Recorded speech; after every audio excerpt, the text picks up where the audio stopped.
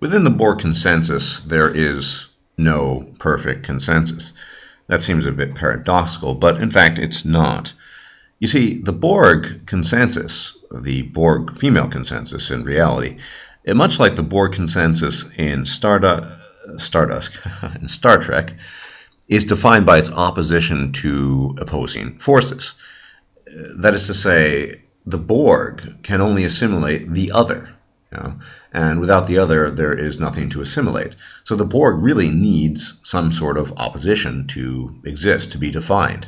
Otherwise, there is no consensus, and consensus is built around assimilation. Likewise, with the female Borg consensus, in reality, very interesting things happen when there is no opposition. It's no coincidence that feminism, although not primarily a hate movement, has been said many times, certainly has gathered much of its energy around the idea of some sort of patriarchal oppression. You need a common foe. Because women, although they do have an in-group preference, which is demonstrable and has been studied and is now arguably irrefutable, that group preference needs to be put within the context of having some sort of opposition, right?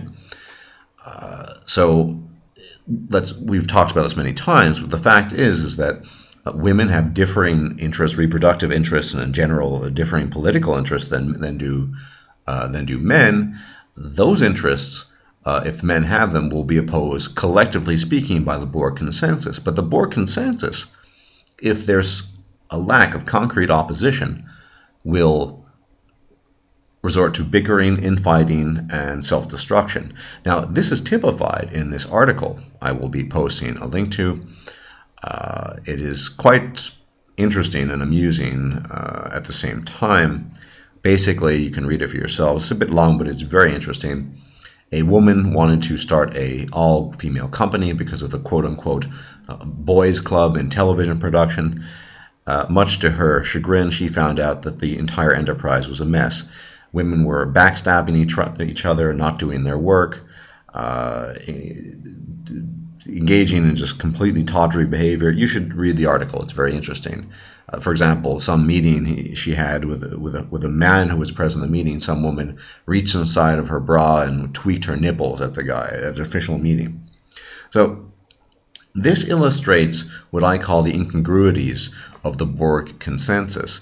The Borg consensus is only organized as long as there is opposition, and that's why feminism, being a perpetual female advocacy machine, still needs a focal point against which to advocate. So they advocate for themselves, but there also needs to be a polar opposite, some sort. It's like north and south. You need to advocate against the opposite of the pole. In this case, it's men's interests, whether they're feigned in their minds or not. That is to say, whether they're chimerical or not. Because after all, I mean, the patriarchy. Some feminists are still writing about this patriarchal control of this and that. But this serves the narrative for creating a congruous Borg consensus as opposed to an incongruous Borg consensus that we can see demonstrated in this article. I strongly urge you to read it. It's very interesting and amusing. Of women just literally they destroyed the company by having an all-female staff. This woman who thought she would be doing herself a favor and a favor to her fellow female kind, and then coming to the conclusion that there is no sisterhood. There is a sisterhood, but the sisterhood is conditional. It's conditional on having some kind of concrete, firm opposition that the sisterhood is opposed to, just like the Borg in Star Trek can only exist within the context of having others to assimilate, to oppose to them. The consensus is that you are to be assimilated and to agree with everything within the Borg community. But if there's nothing around you, if there's no enemy to oppose, that's kind of not really relevant anymore. So in a general sense, women will vote and look out for their interests as a collective group, whereas men don't do that. On a much more individual level, on a smaller scale, what you see between women is games of one-upmanship. However, these games of one-upmanship are not the games of competition you see within the male dominance hierarchy. They're quite different. You see, the female mind, the female physiology, everything about the female essence, if you will, is geared towards seeking out some being pampered, being privileged, getting the goodies. I mean, this is what they evolved to, primarily for themselves as well for their offspring. This is how women evolved. They evolved to get stuff, right? In a context without any firm male opposition. I'm using the term loosely, the perceived opposition. No cause around which to rally for the sake of the so-called sisterhood, for the sake of the Borg consensus.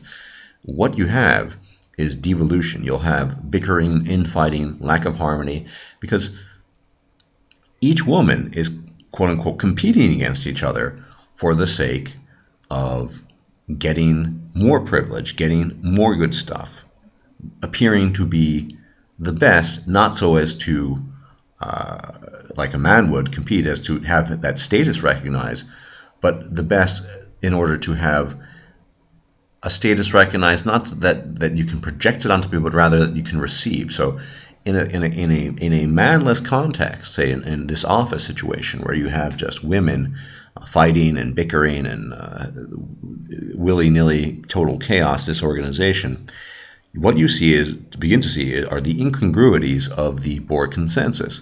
And part of that is, like I said, not having a common cause to rally against, the oppressive male in this case, perceived or fictive or non-fictive. But the other element is that women will engage in a kind of competition of being pampered. Who is more worthy of being pampered? Who is more worthy of being venerated, if you will, of receiving all the goods, the cookies. You also see this in this article demonstrated, this phenomenon, because the few instances where there were some temporary male employee, they all, not only was their behavior better, but they all tried to one-up each other in an effort to prove who was the sexiest and what have you. Pretty ludicrous. But by and large, the Borg consensus is only as solid and as congruous as the opposition it has, be that in Star Trek or in reality. If there are no men against which to rally, the Borg consensus loses a lot of its momentum, and it is reduced to infighting. This phenomenon doesn't exist amongst men. In fact, men, when there are no women present, tend to get along better. There's a lot more harmony, less violence. The exact opposite occurs with men. And that's an interesting topic in itself, and something I'm going to be talking about at a later date, because it partially relates to testosterone and the relationship of testosterone to generosity and reciprocity. But that's a discussion for another time. Now, right here, I'm talking about the incongruities of the Borg consensus. And you've heard many stories, and I've seen them, I've witnessed them live, and you've probably experienced them, of women. Burn the Ender, who I've just discovered has his own channel, it's pretty good, I'd suggest you have a gander, describes women just hating on each other, and this is what they do. This is because the sisterhood is conditional. The sisterhood is conditional on having firm opposition, whether that opposition is real or not. In this case, men, that yes, the general female weal will be looked out for. Feminism looks out for is a perpetual advocacy machine for the common weal, the common female weal. That is to say, W-E-A-L, not the wheel that turns and rotates. It's a bit archaic, but it's appropriate here. This common female weal has to have some kind of opposing force. Like I said, the opposed, the oppressive patriarchy.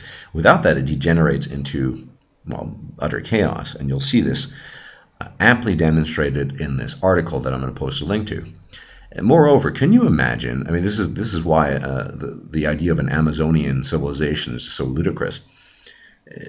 The level of degeneracy, chaos, disorganization, infighting, and backstabbing that resulted in this office environment would likely be the result of an all-female civilization. Nothing would get done, excuses would be made, and the pettiness would be so extreme that nothing could be accomplished. Once again, quite the opposite to what you see in an all-male environment. Men getting along, offering each other no double entendre compliments, cooperating, reciprocating generosity. That's what happens in a all-male, non-female environment. And the opposite happens in the incongruous Borg consensus environment. Like I said, you need firm opposition, and each woman is quote-unquote competing against each other to see who's more worthy of being pampered and getting goodies and being spoiled and so on and so forth. So the Borg consensus is conditional. It does exist. They have an in-group preference. Remember, that study that I've cited many times, that has been cited elsewhere, I mean, that study was done whilst comparing male and female groups. You know? I'd be interested in a study that focuses on cooperation amongst women without any sort of male in presence whatsoever, or male admission or male mention. That could be very interesting. So speculative thought indeed on my part, but speculative thought that I think could ultimately hold a lot of water because we've seen it happen time and again. No male presence, nothing to oppose, nothing to rally against per se, and the Borg consensus loses a lot of its solidarity, and it becomes essentially a giant infighting party of bickering spoiled princesses, each wanting more than the other and claiming to deserve more than the other. The incongruities of the Borg consensus. There you have it, folks. Take care.